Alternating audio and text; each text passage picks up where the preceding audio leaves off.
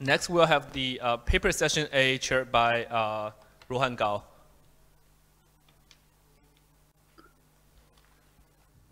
Okay, so next we're going to have a paper session.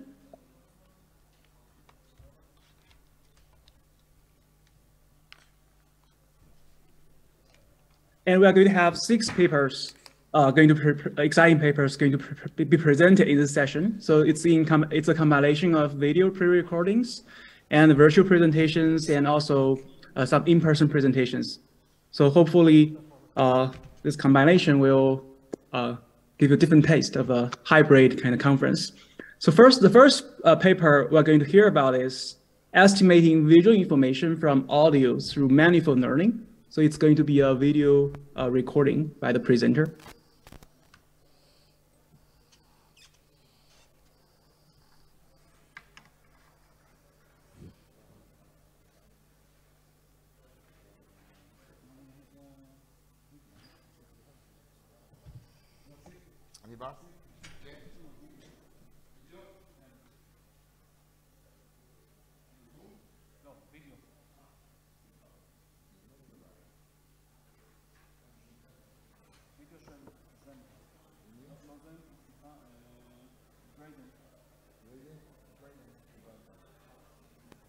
My name is Dryden, and I will be presenting our project, Estimating Visual Information from Audio Through Manifold Learning.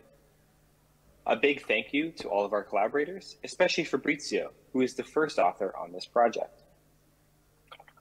The problem that we're dealing with is that of predicting visual information of a scene from multi-channel audio. For this project, the visual modalities that we're interested in are depth and semantic segmentation.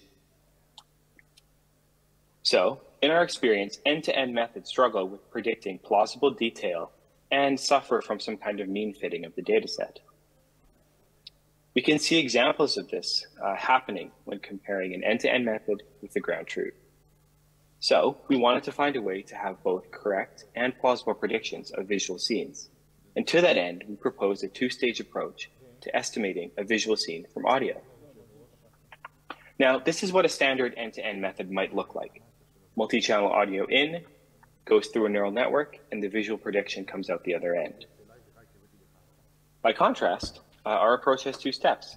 And the first step is to train a VQ-VAE as an autoencoder on the target visual modality.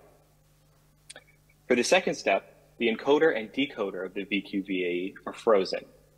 Then we train another network called the audio transformation net, or ATNet. For a given audiovisual pair, this network maps the audio signals to the latent code that corresponds to the image in the VQ-VAE encoding.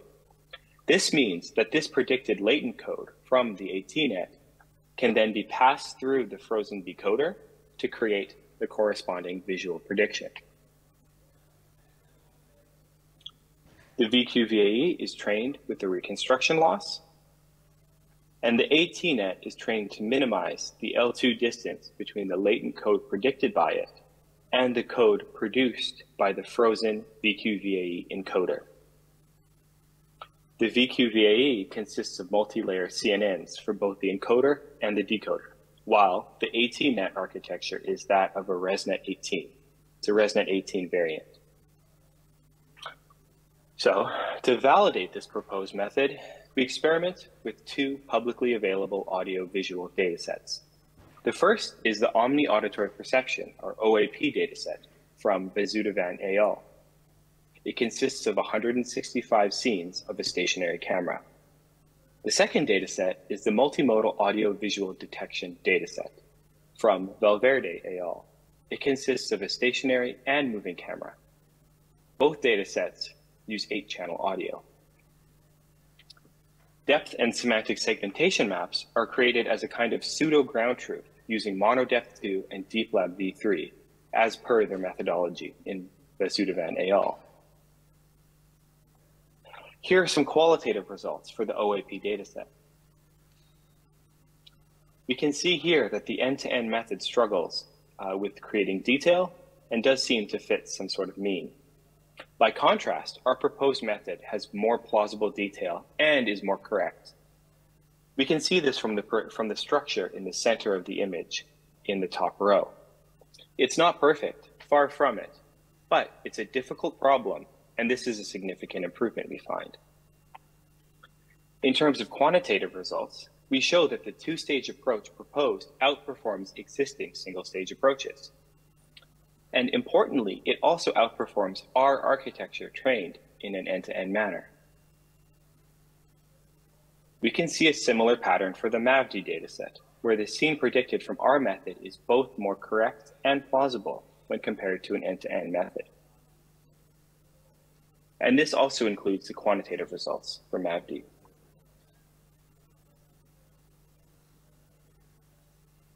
For future work, we plan to capture an indoor dataset for this problem to validate our approach.